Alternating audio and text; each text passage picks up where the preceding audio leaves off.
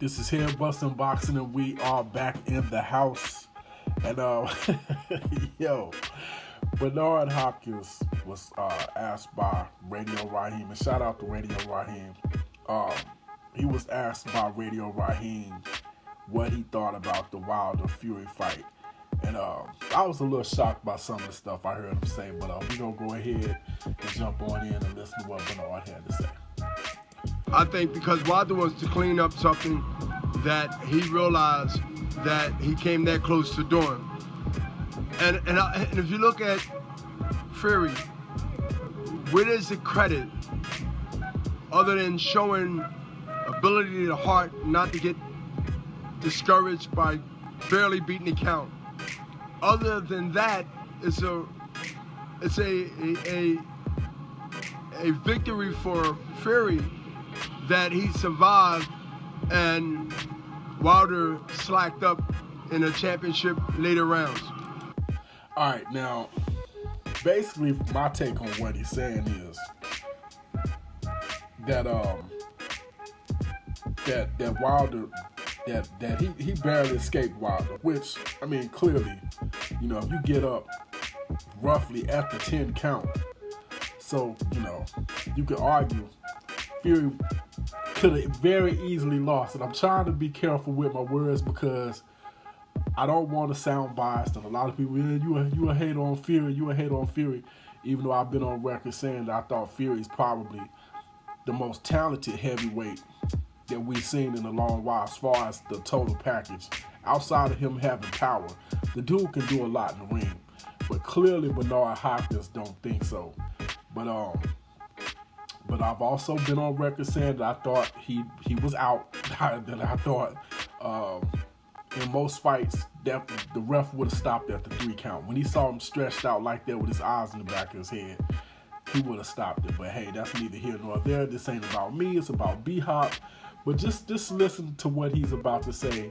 So I'm just gonna shut up and let you hear it. Take that away.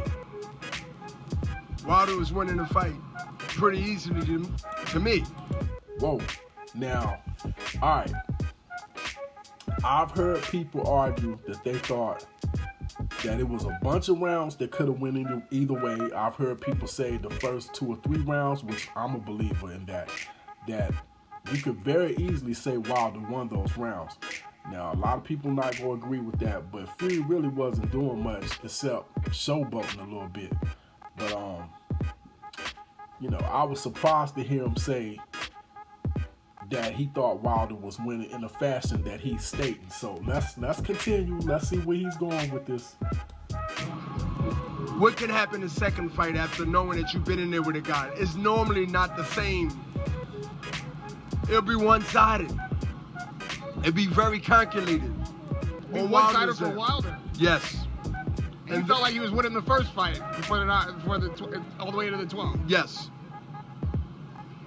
Okay. I know you probably think different. Okay, so basically what B-Hop is saying is that, in his opinion, it wasn't close rounds, you know, when you could argue Wilder won some, Fury won some. He's saying Deontay Wilder dominated Tyson Fury from beginning to end and basically tried to cap it off with a knockout. That's my take on what he's saying. But let's continue. If you look at the first fight, and look at it again, you still got time. You're going to see the second fight where Wilder be really a killer instinct and finishing, which he knew he didn't do the first time, which gave, because someone out there believed that was ringside with a scorecard that he deserved based on barely beating the count and not taking Wilder down 2 or 3 times to even it up. He deserved to have a draw. That was the safest way out for outside and inside for Wilder. That was not Wilder, Fury. That was a victory for Fury. That's why we're talking about it. All right.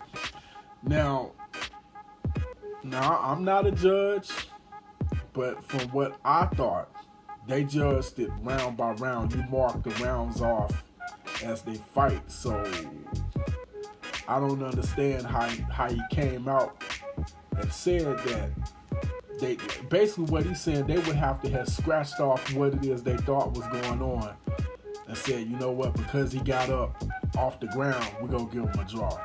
I mean, from what I understand, that's not how it works as far as scoring goes, but maybe I'm tripping. But let's see what else he has to say. He's a great salesman. Oh, one of the best. One of the best. I think it's Ali then him. Like, seriously. That is a tall compliment. Because to me, nothing personal, I don't think he's the greatest talented fighter or even the Great White Hope. I think Jerry Cooney was a little bit better. Whoa.